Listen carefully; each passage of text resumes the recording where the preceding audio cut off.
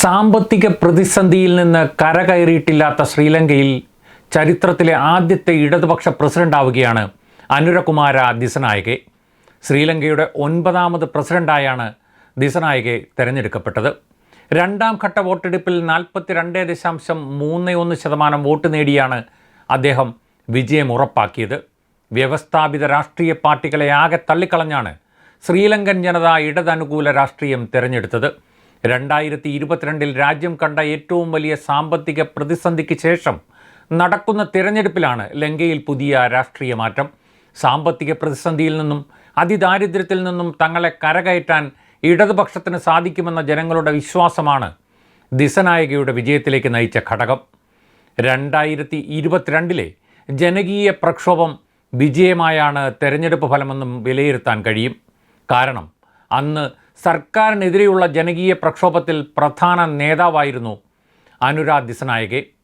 സാമ്പത്തിക പ്രതിസന്ധി നേരിട്ട സമയത്ത് നടന്ന ജനകീയ പ്രക്ഷോഭത്തിലെ മുന്നണി പോരാളി എന്ന നിലയിൽ ലങ്കയിൽ ദിസനായകയ്ക്ക് വലിയ ജനപിന്തുണ ലഭിച്ചിട്ടുണ്ട്. അഴിമതി തുടച്ചു നീക്കുക, സ്വകാര്യവൽക്കരണം പുനഃപരിശോധിക്കുക, ആഭ്യന്തര ഉൽപ്പാദനം വർദ്ധിപ്പിക്കുക, ക്ഷേമ പദ്ധതികൾ വ്യാപിപ്പിക്കുക തുടങ്ങിയ വിഷയങ്ങൾ മുന്നോട്ട് വെച്ചാണ് ജനതാ വിമുക്തി പെരുമുന തെരഞ്ഞെടുപ്പിനെ നേരിട്ടത്. മാർക്സിസ്റ്റ് ചിന്താഗതി പിന്തുടരുന്ന പാർട്ടിയായ ജനതാ വിമുക്തി പെരുമുന ഉൾപ്പെടുന്ന നാഷണൽ പീപ്പിൾസ് പവർ സഖ്യത്തിൻ്റെ സ്ഥാനാർത്ഥിയായാണ് ദിസനായകെ മത്സരിച്ചത്. ശ്രീലങ്കയുടെ പുതിയ രാഷ്ട്രീയ സാഹചര്യങ്ങളെ തെരഞ്ഞെടുപ്പ് ഫലം മാറ്റുമെന്നാണ് പൊതുവെ വിലയിരുത്തപ്പെടുന്നത്. തീവ്ര ഇടത് ആശയത്തിൽ നിന്ന് മാറി സോഷ്യലിസ്റ്റ് പാതയിലെത്തിയ പാർട്ടി കൂടിയാണ് ജനതാ വിമുക്തി പെരുമുന. സാമ്പത്തിക പ്രതിസന്ധി രൂക്ഷമായ ഘട്ടത്തിൽ വലിയ ജനകീയ പ്രക്ഷോഭങ്ങളായിരുന്നു ശ്രീലങ്കയിൽ നടന്നത്. പ്രസിഡന്റ് ഗോതബയ രാജപക്സെയുടെ രാജി ആവശ്യപ്പെട്ട് ജനം തെരുവിലിറങ്ങി. 2022 ശ്രീലങ്ക നേരിട്ട വിദേശ നാണ്യക്ഷാമം പ്രസിഡന്റ് രാജപക്സെ രാജ്യം വിടുന്നതിനും പിന്നീട് അദ്ദേഹത്തിൻ്റെ രാജിയിലുമാണ് കലാശിച്ചത്. കൊളംബോയിൽ നിന്ന് 100 കിലോമീറ്റർ അകലെ തമ്പുട്ടെഗാമയിൽ തൊഴിലാളി കുടുംബത്തിൽ 1968 നവംബർ 24 ദിസനായകയുടെ ജനനം. തമ്പുട്ടെഗാമയിൽ ആദ്യമായി കോളേജ് വിദ്യാഭ്യാസം നേടിയ വ്യക്തിയാണ്.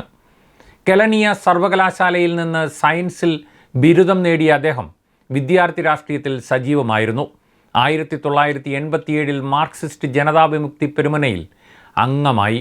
1995 സോഷ്യലിസ്റ്റ് സ്റ്റുഡൻസ് അസോസിയേഷൻ്റെ ദേശീയ ഓർഗനൈസറും JVPയുടെ കേന്ദ്ര വർക്കിംഗ് കമ്മിറ്റി അംഗവുമായി. 1998 JVP പോളിറ്റ് ബ്യൂറോയിൽ ഇടം നേടിയ ദിസനായകെ 2000 ആദ്യമായി ശ്രീലങ്കൻ പാർലമെൻറ്റിലേക്ക് തിരഞ്ഞെടുക്കപ്പെട്ടു.